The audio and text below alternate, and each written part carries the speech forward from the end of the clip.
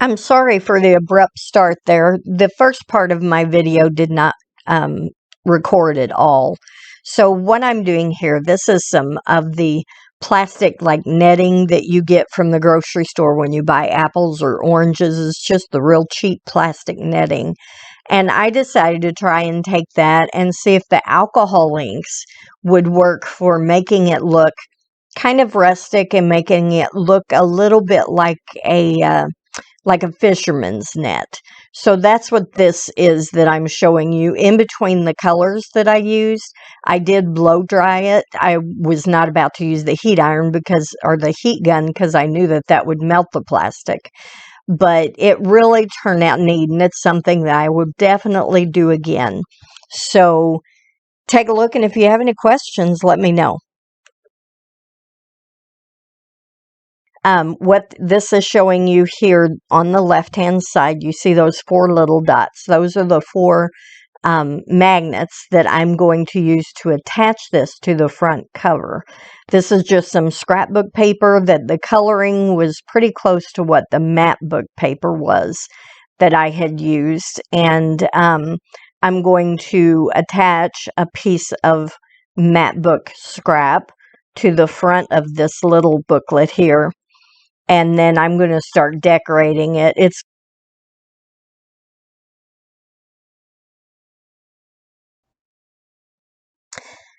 So here we have the little booklet, and I wound up putting just blank pages in this booklet so that you could, journal wherever you've been and whatever you want to record.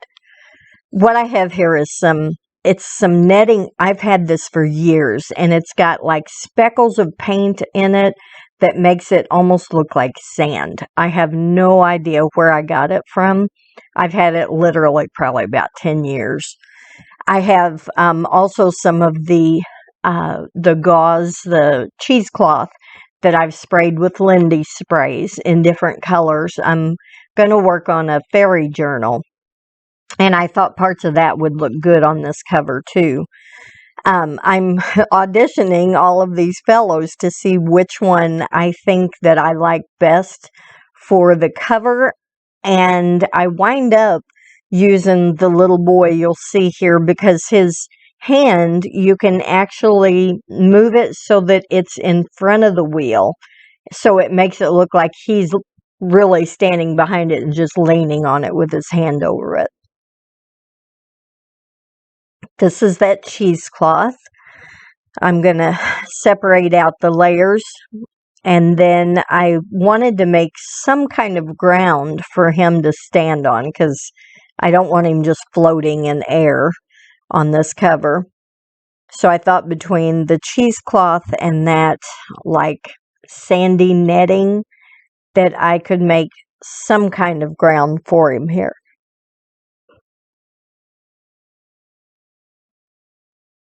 I'm trying to figure out now whether I want to have the netting on the bottom and then the gauze on top of that, or vice versa. Or I think at some point I even put down the gauze and then the netting and a layer of gauze on top of that. Just trying out different things to see what I thought I liked better. I ended up just doing a layer of gauze and putting that netting, that sandy looking netting on top of that. Putting it down with my hot glue gun. And silly me, I didn't think that the gauze and the netting both were pretty thin and had holes in them, so I did wind up burning my finger here. I always do. Always do.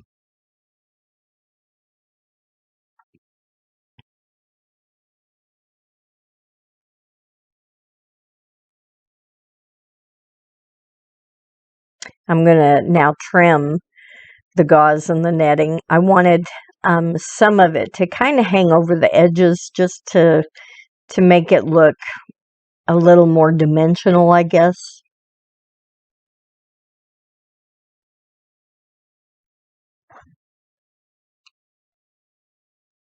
So there's that.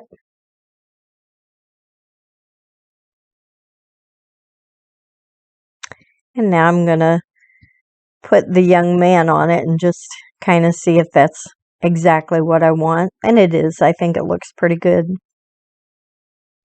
So now I've got a piece of the orange mesh that I covered with the alcohol inks. You're going to see I've got this little bowl that's got all kinds of little tiny seashells in it. And I thought, well, I would put some of the seashells in this orange netting. I don't know what else to call it. Fruit netting, I guess. So again, I'm using the hot glue gun. Now this was almost a disaster because, of course, the hot glue gun is going to melt the plastic orange netting because it is so thin. So parts of it did kind of start to shrivel, but I was able to do it well enough that you can't really tell that it's been melted any.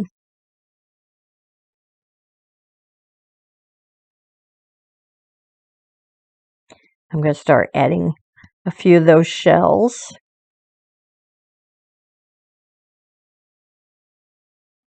And I'm trying to hurry because as you put the glue on there, even though I was trying to go between the holes of the netting, it just shrivels up around it. So I wanted to make sure that I got my shells on there before it dried it up.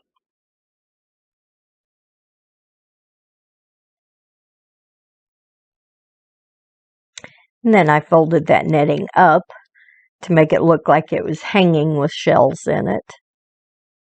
And I'm going to add one shell to the top of it here.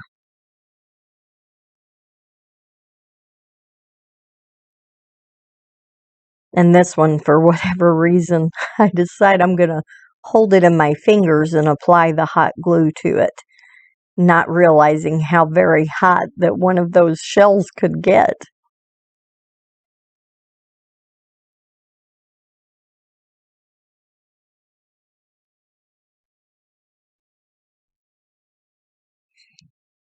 So I like the way that that looks. And I am going to be putting my, I think the next thing I do is put my little man down. Yeah. I'm figuring out how I'm going to put that ship's wheel.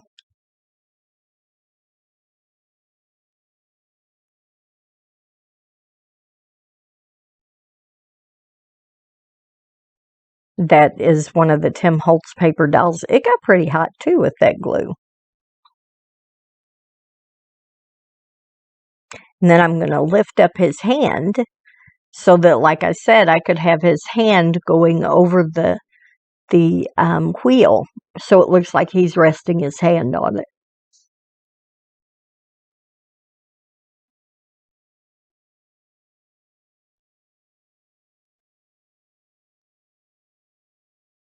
Going to glue that wheel down, and then I'm just going to use a little bit of art glitter glue to glue his hand more flat onto the top of the wheel.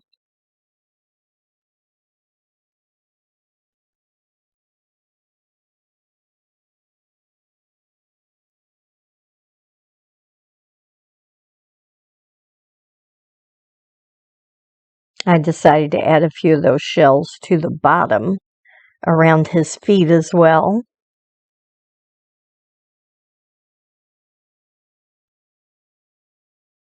I'm having so much fun doing this little journal. I've never tried anything so small. If you've missed any of the videos, go back to the playlist and you can watch from the first one on and see where I cut up the butter box and how I'm starting this. I really appreciate you watching the video today. I'm a brand new channel, just getting started, so if you would care to subscribe, I sure would appreciate it. Y'all have a great day.